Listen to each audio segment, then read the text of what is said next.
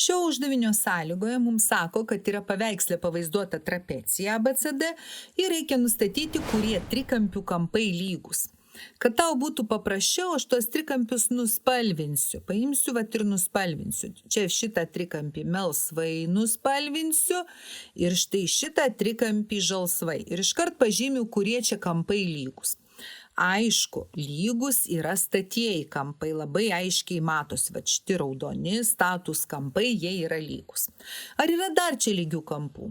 Prisimink, trapecijos pagrindai lygiagretus. Jeigu lygiagrečias tiesės perkirsiu trečiąją, tai priešiniai kampai bus lygus. Priešiniai kampai pas mus yra čia, vat juodi kampai, dviem lankeliais juoda spalva pažymiu. Bet jeigu du trikampių kampai lygus, tai ir trečiasis taip pat bus lygus, nes vieną trečiąjį kampą šitą gausiu iš 180 atėmus tos du ir čia iš 180 atėmus tos du. Jeigu jie yra lygus, tai ir čia lygų. Reiškia, šiti kampai taip pat yra lygus, aš juos pažymiu štai taip va, tokiais va. Čia toksai bus kampiukas ir čia toksai. Na ir dabar analizuoju savo sąlygą, atsakymus gautus ir žiūriu, kurie čia lygus. ACB, juodas kampiukas.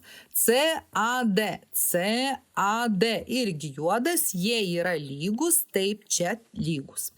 Žiūriu toliau.